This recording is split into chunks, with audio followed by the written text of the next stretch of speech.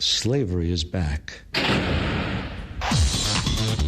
Welcome to a place where private business profit from a captive labour force, yet pennies are spent on medical services to a population in which the Indigenous, the poor and the mentally ill are overrepresented. Where isolation, humiliation and degradation are facts of life. Welcome to prison. It depends who's telling the story, I suppose. The prisoners would have one view, the people who work in the prison system would have another, and I think it's up to people to decide where the truth is. Give government propaganda and the media spin doctors the flick.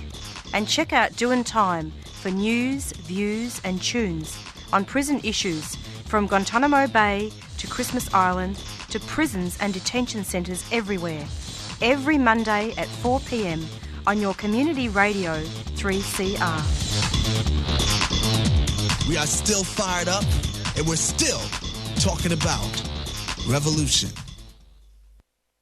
Hello and welcome to the Doin Time Show. This is 3CR Community Radio, 855 AM on the dial, streaming live on www.3cr.org.au.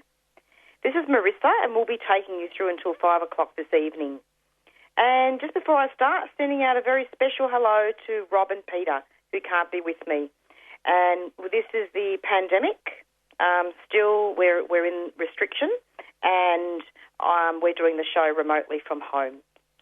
It's approximately 4:02, and first up on the show, we're going to be speaking with Lex Wotton, who is a great leader and activist from Palm Island.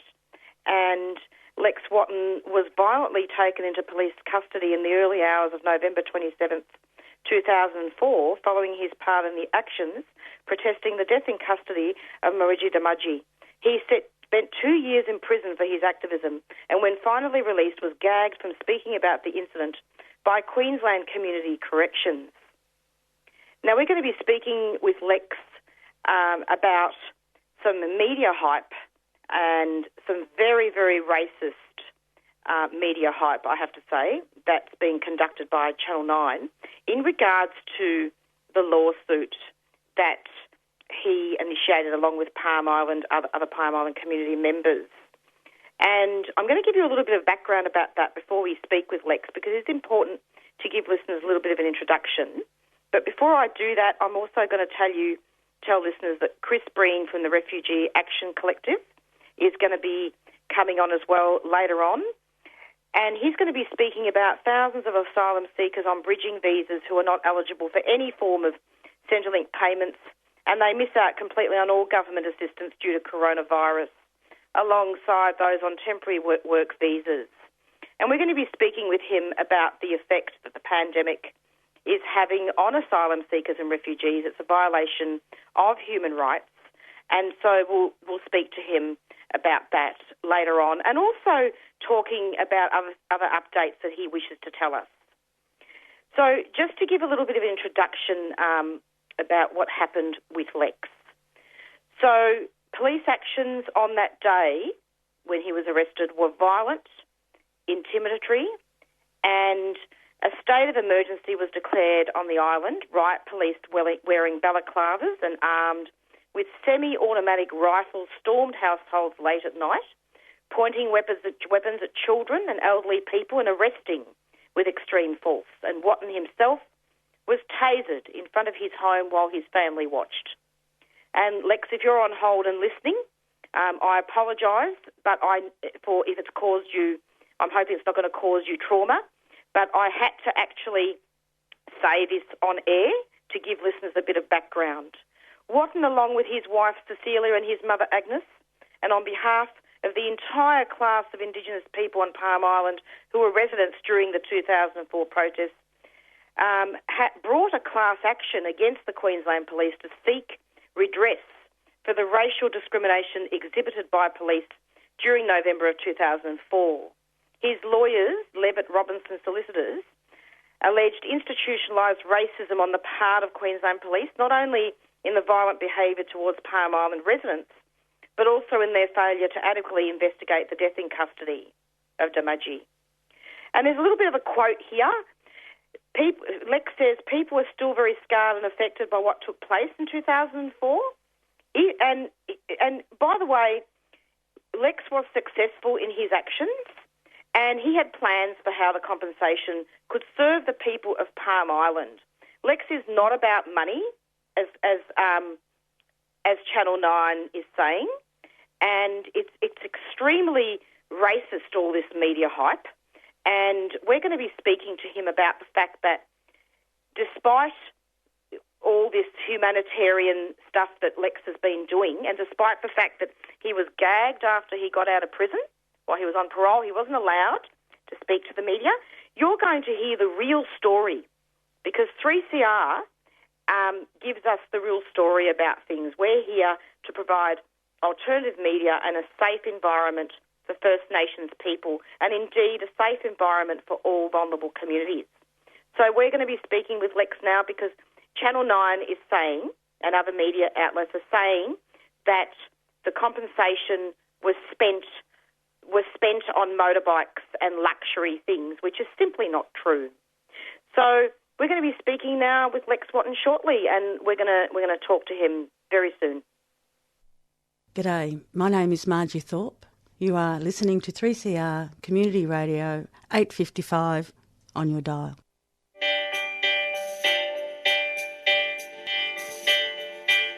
G'day you mob, Kutcher Edwards here.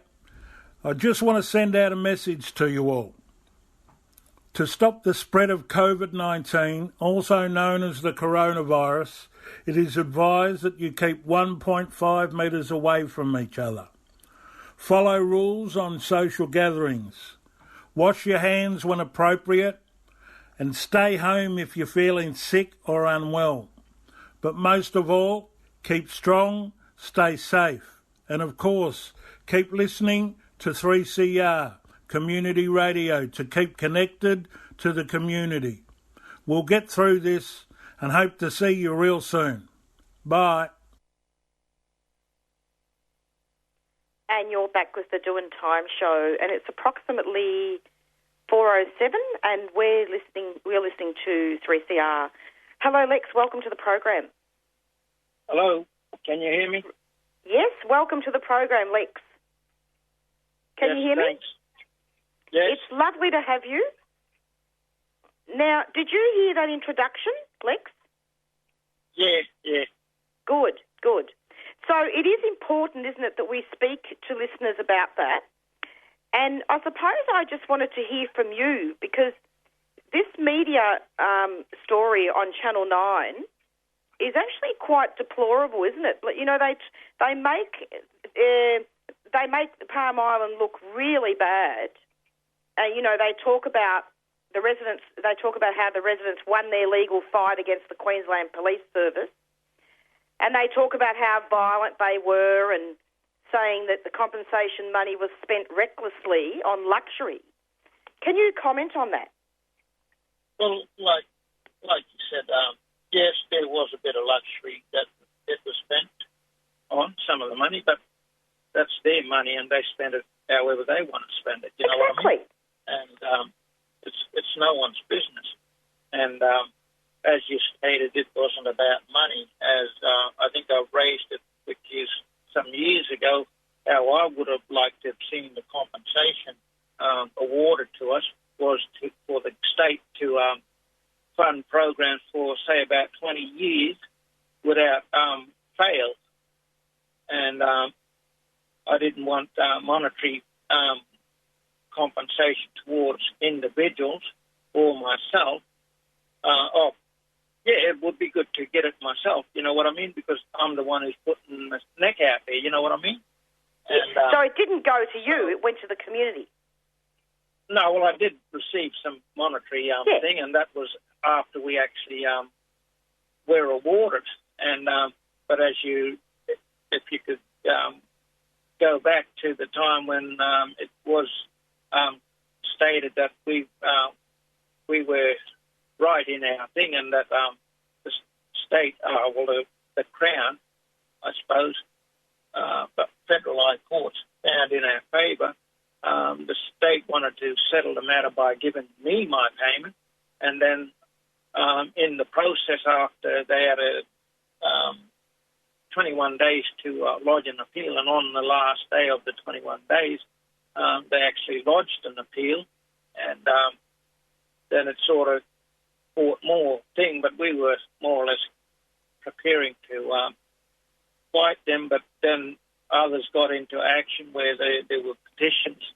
I think there was a petition put out on our behalf for the state to drop the appeal and just pay us out. And so we were looking for 25,000 signatures. We got well over 30-something thousand signatures. And then there were other things that happened at the time, and it was pretty close to some state election, and I said... Now, which petition was this, Lex? This is for the state to drop the suit. Oh, yes.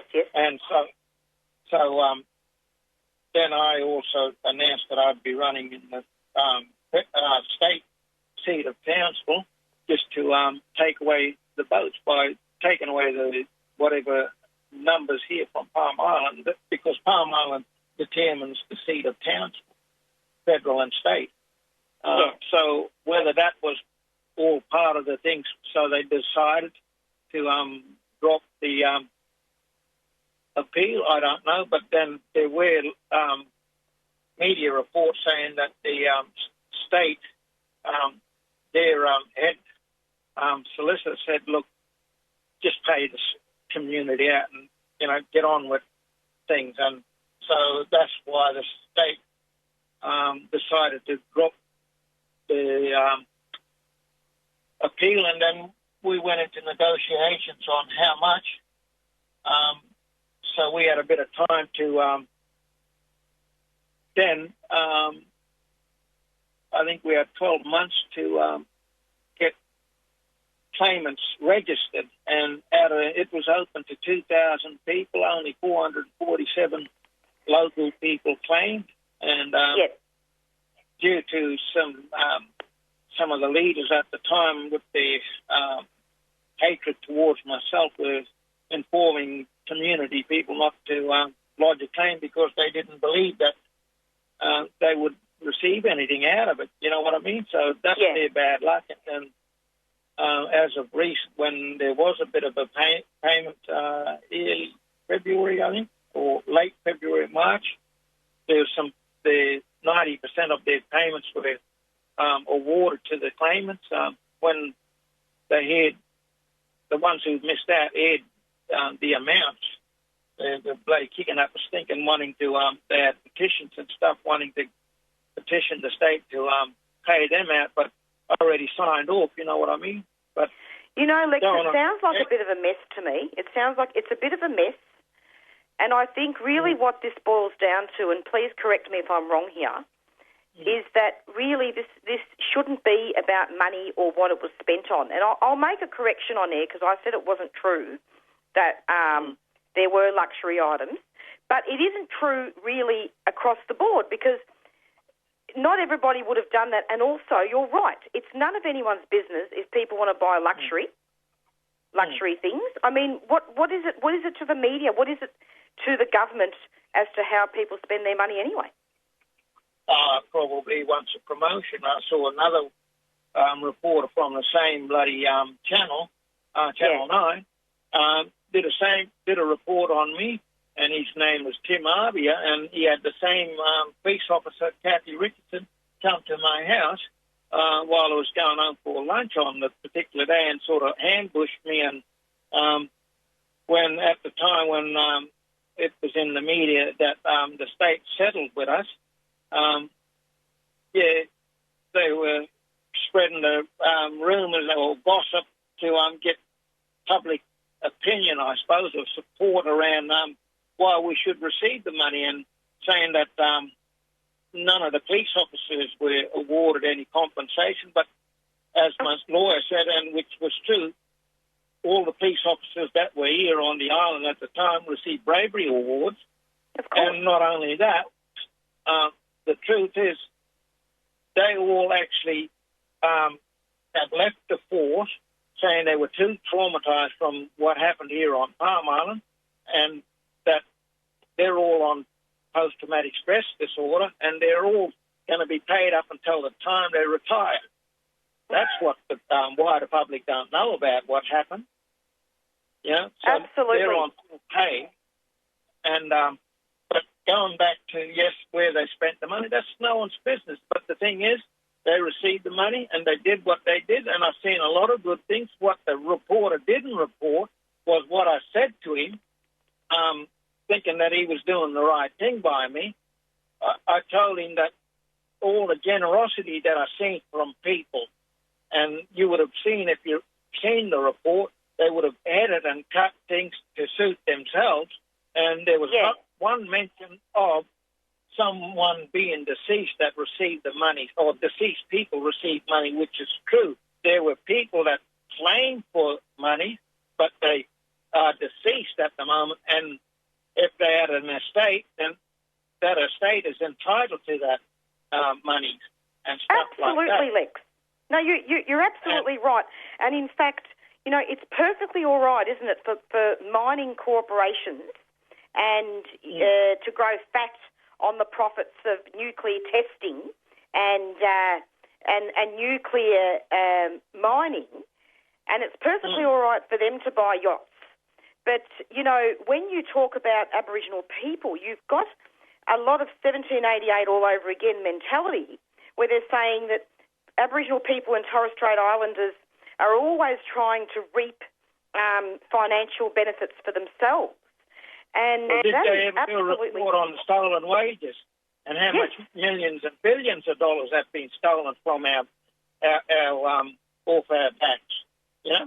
And we've been pushed off the land so that they can rape the land and bloody do everything else what they did today. And now we've got to fight to actually prove our our traditional ownership of certain parts of the country. You know what I mean? So they don't talk about that and all the rape of the land and what they did to us. Yes. All of this stuff is, I don't want to go down that track, but the thing is, look, there is Media Watch will be doing a spread tonight from what I was told on all of this stuff, and the report itself was way out of line, and it was a racist report. But they need to be held accountable for what the report that they've done. Like I said, this bloke is probably looking for a promotion because, like I said, that reporter that ambushed me before, I've seen him only 2 weeks ago, a week before this report. He was reporting from Washington, Tim Harvia. And so whether he got a promotion from Rupert Murdoch, I don't know.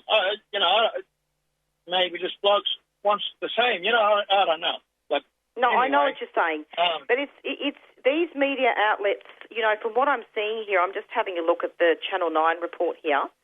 And the thing that is very, very racist here as well. They don't say why we received the money. They don't say why. Correct. Because that's exactly the children had guns held to their heads. They don't see why the judge saw in our favour. They didn't even report why the judge ruled in our favour. Because and it should have been reported. The third state of emergency, Marisa, was found to be illegal. So they were here on false pretenses from the very beginning. It was all a smoke screen to cover up the real issue of the police officer killing one of our own local. And Lex, listen they won't talk about that. Exactly. Sorry, I'm just going to show you here, and you probably know this already. And I was going to ask you to comment on this. Not only did they make comments about the sports cars and everything, but nowhere in there do they talk about what happened and why this happened. Like you said, all they say is, November 26, 2004, rampaging residents fueled by the death of one of their own in custody, that they burnt down the police station, courthouse, and an officer's residence. Like, all they're talking about is how the local police were affected, and they call you rioters. I mean, they're making out like Aboriginal people just want to get the money. Marisa, they didn't talk about how the police officers, they say that they ran for their lives. And in that clip that they showed, they didn't run for it. They were walking to the hospital and they had smiles on their faces. So they went in fearing for their lives. Yes, they show a clip where young locals were throwing rock at them, but they don't. If you really look into the thing, who shushed them and quiet those young fellas down? It was me. And if we really wanted to get in behind that fence, all we had to do is walk in around the fence that they ran into the barracks. The gate was left open. All that's it's all part of the court, the legal process. It was all uncovered, all the lies. Yeah, it's really, it's just a cover-up, police investigating police. And, it's such a mockery. They've made a mockery of them at his death.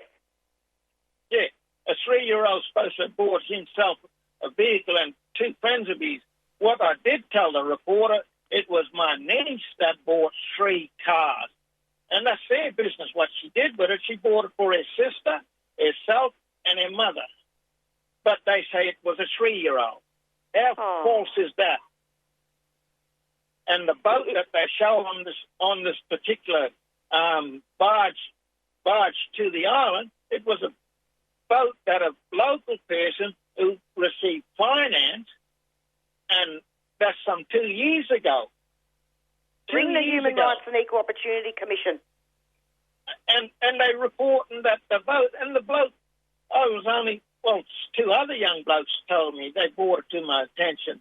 And they said, that boat belongs to so-and-so. So I rang him up. He said, yeah, that's my boat. And then I had ABC ring him the other day, and he confirmed it to him. So that's on Media Watch tonight. So all your listeners, watch a bit of the Media Watch tonight. Get it out there from this interview up until tonight, just letting people know that, be on the list. Is Media Watch going to be all right, though, Lex?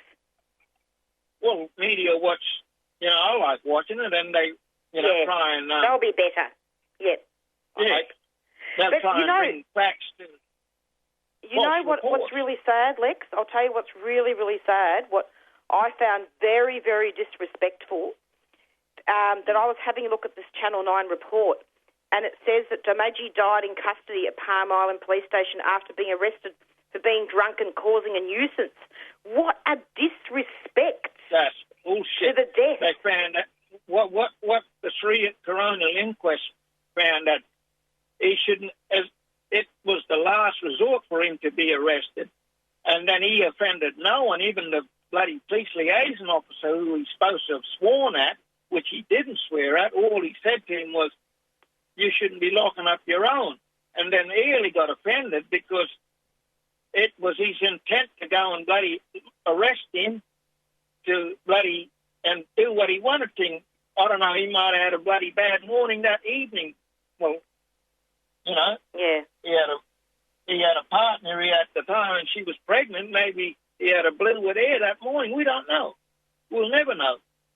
No, we won't. Yeah? But, I'm so glad that you were able to come on air, Lex, and talk about this, because really this is not about justifying why you got the money. It's not about that. This is really about reporting on some of the atrocities that happened and looking at the fact that's right. And compensation doesn't actually erase the trauma, but you're entitled to get some money. Well, the courts found in our favour. So what's wrong with that? What the wider public should know and don't know, if they don't, is that the lawyer who fought for my bloody thing is the lawyer who fought for those useless bloody white people who put their monies into investment in Storm Financial, and then he got the monies back out of the banks for them, So, and there was no kick up or stink about the people who foolishly tried to invest their money in a Ponzi and stuff like that, That's exactly right. I mean, about that. Same lawyer who won my thing is the same lawyer who got those bloody foolish people their money's back off the banks. That's right. The Queensland government lost the class action. Too bad. That's it. You know? They look, if they would have settled with us in the way I wanted to settle, we had 3 lots of negotiations before we went to court, and they believed that we didn't have a case. So we continued, and the lawyer told them at the very beginning, look, Mr. Wotton will not be short on finance to fight you. And we were successful. And they had the opportunity to appeal, but if it's the case that their lawyer said to them, don't worry about trying to appeal this thing because it could cost you even more. And what they don't realise, like I said, Marisa, 447 people claimed it was open to 2,000 people. If the 2,000, or even if it was 1,500 to 2,000 people claimed, how much more it would be. That's exactly right. I agree with you, Lex. And, it makes me sick to the stomach reading this stuff. They're listing all the items that people bought. Luxury boats and lavish items purchased with the compensation. I'm hoping Media Watch is better. I'm in a shop, in a furniture store in there, and then 5 different families come in and bought furniture. So what, they're not entitled to buy furniture? Look, Lex, don't worry about it. That's the thing. And the report, they show this bloody stupid boat dealer carrying on about someone buying a boat. The truth is, the matter is, he only sold 1 boat. Yeah. I heard of a boat shop that sold out bloody 10 or 12 boats. So go back to them, though, if they want to buy. Maybe because he didn't get the sale, so he puts a racist report out. I don't know. I had to go at the bloody... Yep. I'm glad you've come on to this show. I got my car in there, service at the moment, and I gave him some money, and I said, look, give me my money. Yeah. You can bloody give me my money back, take my car out, stuff you, I'll go and put it somewhere else. Ringing and apologizing. I can assure you, no one from the thing. I said, well, we must be stupid because if you look in the background, we see Castle Hill, which is in Townsville. We're not silly, No. And he's supposed to put out a media report. I've never seen it. Oh. So I'm getting me monies back. They can go and get stuffed. Yeah. But look, I hope you've been able to help you and your family with some of that money, Lex. Yeah, well, look, I do the right thing. I don't drink, gamble, or smoke. So, Don't tell me how you've spent it. That's business. We don't need to say it on air. Oh, that's okay. What he didn't report is what I'm going to do with the money. I'm setting up a small business here. But how embarrassing! Shopping precinct put up. Yeah. And money's going towards that. We don't have it. Marisa, listen there, from the very beginning when we won the thing, and they were all the bloody rednecks were out there having their say, whether it's social media or whatever. What they don't think is what I said at the time. Yes, Palm Islanders who will benefit out of this money through compensation, we will benefit materially to a certain degree, but we don't have an economy here, Palm Island. The Townsville economy will benefit more than the Palm Islanders because that's where we go when we want to buy something. We don't go to Ingham, which is straight opposite and closer. We go to Townsville, which is further apart, but it's bigger, right. And that's where we go to. Yep. The ferries, the motels, the bloody fast food, all of that stuff when the people got their monies, the furniture, the barge service, everyone, they're still backed up for 3 months trying to get stuff over here. So, shame on the corporate media. Shame on the corporate media. Who's benefiting? They're not reporting the real story. That's it. Shame. And every night, what you listen to every night on the media, on the news, the economy. That's all white man talks about. He worries about that. What, a black man can't have a bit of money and then spend it? That's exactly right. Lex, we're running out of time. We're going to be interviewing Chris Breen soon from the Refugee Action Collective, but I wanted to really thank you so much for coming onto the show. That's okay, righty. As long as I get the message out there, like I said, watch tonight, media watch, and see what the report is all about, and hopefully it's a good report. And, you did get the message out loud and clear. Whether it's on social media or whatever. Yeah. Don't worry, Lex. You don't worry, okay? No, I'm not worried. Thank you so much. You take care. Yes, okay. Thank you. Thank you so much. We'll talk soon. Okay. Yes, soon. Bye. Bye-bye. Fitzroy Legal Service has launched a free information and advice phone service for people who have been stopped, questioned, fined or charged for breaching the new COVID-19 restrictions. Have you been fined or charged under the new laws? Or stopped and questioned by police for being outside?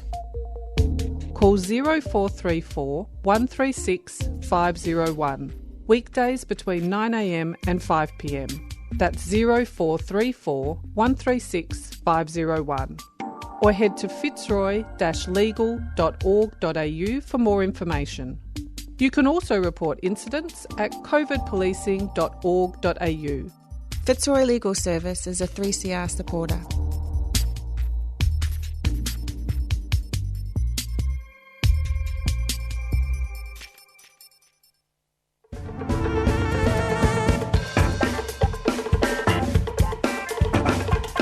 Throughout the month of June, we'll be asking you, the listener, to support radical, community-owned media during our June Station Appeal. We'll be taking donations online to help keep the station going for another year.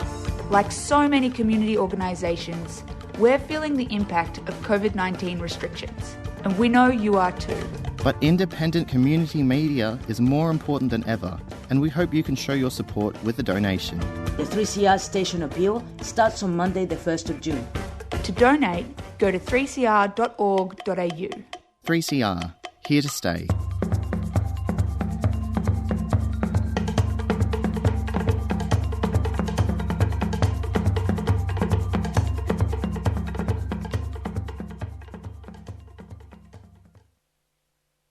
And you're back with 3CR Community Radio, and it's the Doin Time show. And you just had an interview with Lex Wotton, respected Palm Islander and activist and an Indigenous person who speaks about a lot of atrocities that have happened and bad media reporting in regards to the class action. Watch tonight to have a look at more of that report. And coming up now, we're going to be speaking with Chris Breen from the Refugee Action Collective.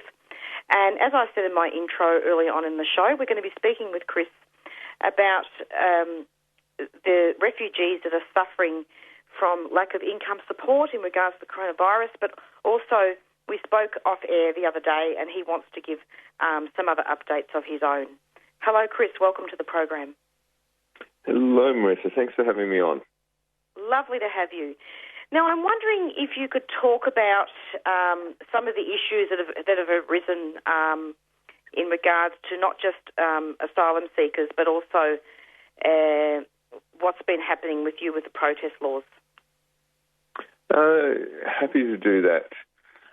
The protest law is more about the refugees held in detention, but I'll start with the refugees who are in the community who are also in desperate circumstances. Yes. There's two groups, by and large. So you've got refugees or asylum seekers on bridging visas who came here before 2013, or July 2013, and they're, because of the government's no advantage policy, have still been waiting 7 years to have their claims, processed. So they're sort of in limbo. And they had been getting sort of a small payment that was 80% of the dole, which has been cut for large numbers of them.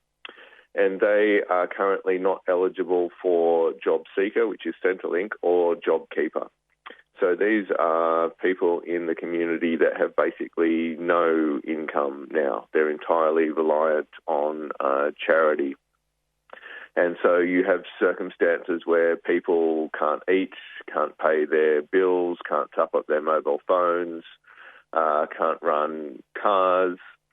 It puts enormous strain on children, enormous strain on housing. I've heard stories of, 4 families living in a 2-bedroom flat, people living in garages, multiple families, because they've got nowhere else to go. And people who've got, ongoing conditions, like, for instance, diabetes, their need for insulin doesn't stop, but suddenly they can't afford it, and they need charity to maintain that. Settlement Services International did a survey of 500 temporary visa holders, which is those people and also people on temporary protection visas. And more than 80% of them said they'd lost their jobs or had their hours reduced in the past 8 weeks. 62% reported going without meals. 76% couldn't meet rent or mortgage payments on time. 50% had been unable to access necessary medication or health services. And when they're on bridging visas, they often have to reapply for them every 3 months. And then there's problems getting work permits sometimes in the meantime. There's problems getting Medicare. So many of these people don't have even Medicare. And it's a crime what is being done to these people. Definitely a crime against humanity. Yeah, it is. So, we're not all in it. And the government talks about being all in it together. We're not at all. And it affects, some of the people are married to Australian citizens. So even, Australian citizens are affected by these horrid circumstances. And temporary protection visas, which are people, who might have been here for 10 years and working and paying tax for 10 years, are not eligible for JobKeeper. They can get Centrelink, but they don't get the government's JobKeeper payment, which makes life, enormously difficult for those people. And so we're saying that both the refugees on bridging visas and the refugees on TPVs and the SHEV visas should be eligible for all the same payments that we get, which is JobKeeper and JobSeeker. Particularly now that Scott Morrison made the $60 billion error, and that there is another $60 billion they're prepared to spend, but now have up their pocket. There is no excuse for not providing the measly amount that would help these refugees in the community.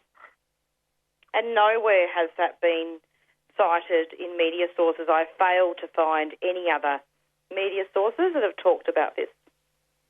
By and large, that's true. You might find some little bits on SBS or ABC, yes. But by and large, it's been buried. A tiny amount. Yeah. So, it's the pandemic has definitely made it worse. It was like this before the pandemic anyway, but it's worse now. Yeah, no, it is worse because before the pandemic, even though people had no access to government support, and these are people who are vulnerable, often don't speak English well, have survived torture, trauma, all sorts of things. Many of them had work. They might have been working in construction and paying tax and working alongside other people. But losing their jobs now, they don't get the same welfare that everybody else gets, and it's horrific to think that your people's entire lives, whether you eat, whether you get medicine, is dependent on charity, on the goodwill of others, and often that's charity that doesn't go far enough. I do know organisations giving out food parcels, and it doesn't go far enough, and it needs to change. It has to change. Definitely so. And so let's watch that space. Yeah, I should add, Refugee Action Collective has a forum coming up about it on Monday, June the 1st at 6:30 via Zoom. If you go to our Facebook, you'll see it. And we've got Hassan Jabba from Justice for Refugees Victoria. and also Samuel Dariol from the Refugee Council of Australia speaking to, just say a little bit more about what's happening with that situation and what people can do. That's fantastic. And Hassan has actually been on this show quite a few times and has talked extensively about this topic. Tell us about the mantra, Chris. The Mantra Hotel. If anything, the Mantra Hotel is even worse. There are 65 refugees in the Mantra Hotel who came to Australia under the Medevac laws for medical treatment, and which they often haven't received. And so have got all sorts of underlying issues from, diabetes, kidney disease, asthma, that makes them, vulnerable to COVID-19. They spent 6 years imprisoned offshore on Manus and Nauru. And they've now spent around about 10 months in the Mantra Hotel. And it's a similar situation for about 150 refugees at Kangaroo Point Hotel in Brisbane, and maybe about 40 or 50 at MIDA in Broad Meadows. And they're indefinitely detained. Their mental health has deteriorated, and many of them have, mental health problems already, broken by detention, quite intentionally so, deteriorated with the threat of COVID-19 because they've got no ability to protect themselves. They're forced to sleep three to a room. There's no space for social distancing in activity areas, in the kitchen. They live, sleep three to a room, and they're handled by multiple guards who don't, necessarily use gloves or any sort of protection. There might be 90 guards who go through in the course of a day. Yes. And they are terrified about getting COVID-19. There's no good reason that they should be in there. There is momentum building to free them. The Refugee Action Collective had a great protest 2 Saturdays ago, probably 150 people in rotating groups of 10 to comply with the new health regulations. And we've got another, which is going to be a National Day of Action at 2 p.m. on Saturday, June 13, outside the Mantra and possibly MITA in Broadmeadows as well. And people will be doing stuff in Kangaroo Point and in Sydney on that same day, calling to free those refugees. And without wanting to go into too much detail, because we can't discuss legal strategy, given that, there is a court case coming soon, I believe that a lot of people were fined, during the car parade that happened. We think there's an importance because the refugee stories are not getting out into the media, to public protests, so it gets seen, it gets into the media. And so we held a car convoy on April the 10th, Good Friday. It was about 30 cars. It was completely safe, no more than 2 people per car from each household. And that protest was stopped from going ahead at all.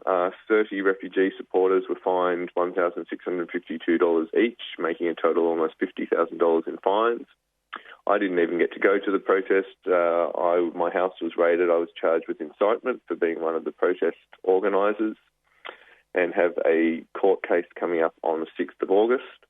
And the one little bit of good news there is that the police seized all of my computers, including my son's computer, my phone, and we did have a little win in court where a magistrate ordered them to give all of my equipment back, and I now have my computers back. I've got my work computer back. I've got my son's computer back. So that's a little win. And They're not broken, are they? Like, is everything in there? There were my son's computer and my computer had been bumped a bit, so it took us a day to set them up again. There was something wrong with the settings of the clock, and once I fixed that, it was okay, but it was annoying. But otherwise, they're working. And certainly support is growing to drop the charges. I think there's 6 unions now who've called to drop the fines and the charges. My own union, the Education Union, has, supporting me, calling for the charges to be dropped. The CFMEU gave us $1,000 and is calling for the fines to be and charges to be dropped. And support is certainly growing. And I think the hypocrisy around some of these laws, that the charges just looking increasingly silly. Like the day after we organised that car convoy, there was a Country Fire Authority convoy for 100th birthday. The police themselves have organised car convoys for a child's birthday. And anti-lockdown protests without social distancing haven't been treated in the same way with the same number of fines. It's the crime is what is being done to the refugees in the Mantra Hotel. Right. Our protest was safe; those detention centres aren't. What's happening with the Mantra at the moment, Chris? I mean, are there people still in the Mantra? Yeah, there's still 65 people in the Mantra. There was a 32-year-old Tamil man that I know who attempted suicide last week. He's somebody who's been part of the protest, but it gets to people after almost 7 years. And he was taken to hospital unconscious. And fortunately, he's okay. But worse than that, when they took him back, they didn't take him back to the Mantra where he knows people. They took him to Mitre Detention Centre in Broadmeadows, and they put him in a solitary confinement for 5 days. It's hard to think of anything more cruel than somebody who is suicidal to put them in a punishment room on return for 5 days. There are, psychologist associations who are, putting in letters of protest about that. Mental health professionals that we're getting it chased up. But this is part of the cruelty and the quite deliberate cruelty which goes on. The one other thing, there's a resident opposite the Mantra Hotel who's got a huge wall, and we've now got a big professional banner ready to go up on that. There was a temporary one that apparently security guards from the Mantra cut down, but we'll stop that this time around. So we are continuing to, we're not going to stop protesting. And if anything, the protests will get bigger and support is growing. The more that people know about this, the more that people say, as, the refugees are saying, it can't go on. Enough is enough. It has to stop. What was the feeling down at the protests since the restrictions were lifted and now there can be 10 people outside? What was the feeling of the police? Were there any fines issued? Because of my bail conditions, I couldn't go to the protests. I did watch it all via the live stream. Again, it's an indication. I think some 10,000 people have now watched that live stream of the protest. There was some police harassment of there were some people, residents standing watching, and they got told to move on, but there were no fines issued. And I think it's because we've stood our ground, because there is support growing. Importantly, Lydia Thorpe, former MP for Northcote, Greens MP, spoke. Gaetano Greco, who is one of the local councillors in Darebin, also spoke. And so I think, for police to have fined people, it would start to raise questions about who are the police acting for, if not, the local councillors and so forth. So they didn't issue fines. We think that was a little bit of a win, and it gives us more confidence to go on and organise further protests. Within complying with social distancing. As you complied at Easter. Yeah, absolutely. And I think that, I wanted to actually do an extended interview with you, Chris. I hope you don't mind, because we really did have a lot to talk about. And I think it's really important also to stress to listeners that these asylum seekers at the Mantra are being locked up there indefinitely, aren't they? Yes. It's. As Moz says repeatedly, what's their crime? Tell him what his crime is. He's been there 7 years. He has committed no crime. He hasn't been charged. It's abhorrent, and it has to end. And we need more people to be speaking out for it. Jed Carney and Peter Khalil are two federal Labor MPs who spoke it out to release the people, the men at the Mantra Hotel. We need more Labor MPs to do so. I mean, these refugees came under Medivac laws, which Labor supported. It's about time for Anthony Albanese to step up. It's time for Daniel Andrews, who has been, completely silent on both the right to protest and the question of refugees, to speak up for these people who are having, crimes committed against them. Absolutely, and definitely a violation of human rights. Now, this particular charge that you were given, it's actually a 1958 law, isn't it? It comes from the 1958 Crimes Act. It's probably an earlier law than that. In 1958, the Crimes Act was sort of revisited, rewritten, and there's a whole lot of laws that sort of come from that period. But yes, it's an old law. It hasn't been much used. It was last used against protesters in 1992 for a group called the Oz Study 5. There was a student protest that ran past police up Parliament steps, and 5 of the organisers were charged with incite to riot. They were found not guilty, and it hasn't been used since then. So it would set an enormously worrying precedent if I was to be found guilty of this. Long after any health restrictions have been gone, it could be used against unionists who organise industrial action outside the narrow legal window of enterprise bargaining. It could be used against climate activists. It's a worrying precedent that I've been charged under that act. An injury to one is an injury to all. Absolutely, and that's what some of our T-shirts say. We've got Unions for Refugees T-shirts that say that, touch one, touch all.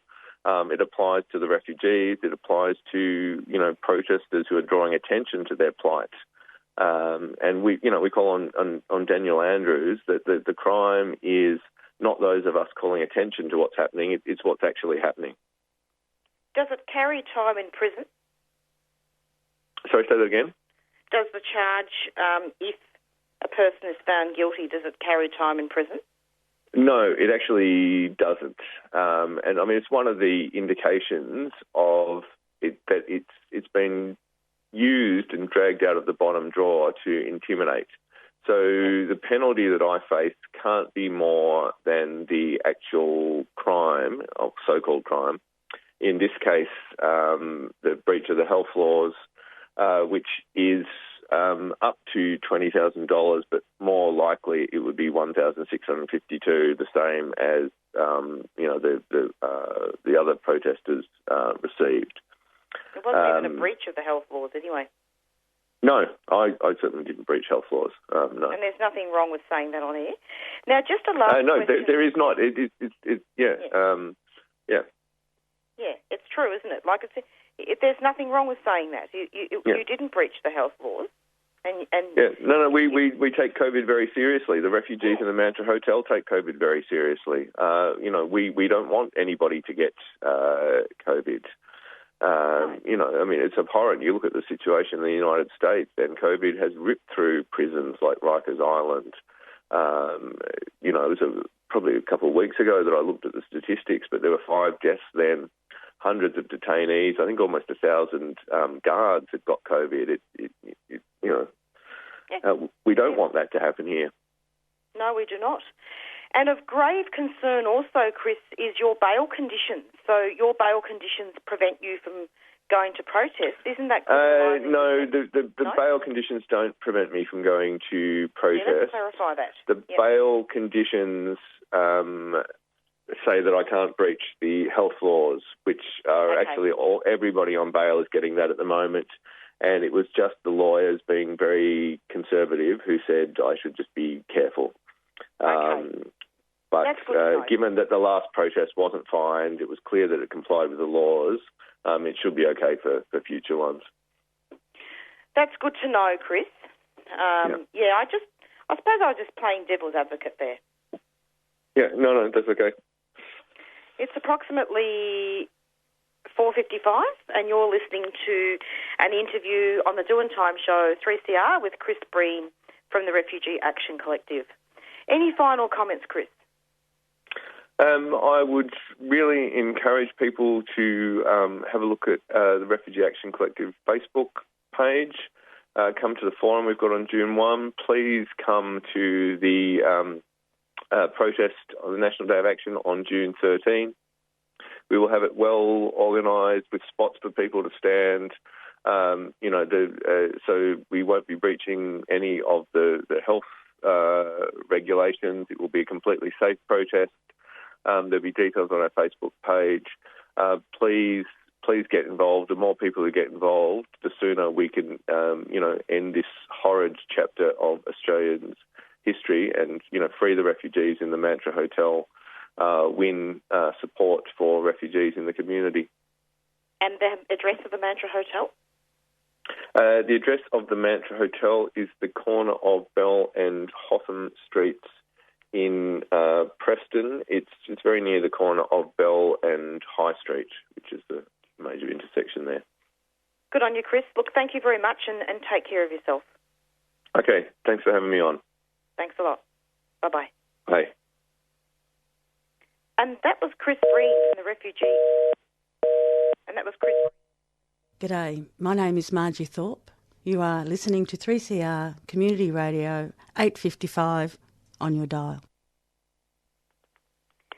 And it's the end of the Doin' Time show. And stay safe, everybody. Take care of each other. And Beyond Zero's up next. And stay tuned every Monday from 4 to 5 for the Doin' Time show. And Black Fella, White Fella from Brumpy Band will be up next.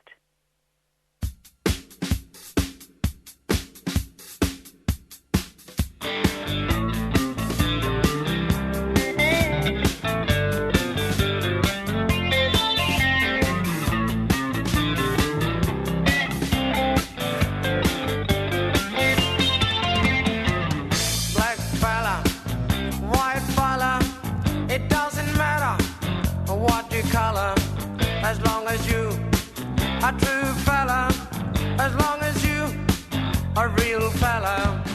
All the people of different races with different lives in different places. It doesn't matter what your name is. We got to have lots of changes. We need more brothers if we're to make it. We need more sisters if we're to save it. You've been listening to a 3CR podcast produced in the studios of independent community radio station 3CR in Melbourne, Australia. For more information, go to allthews.3cr.org.au.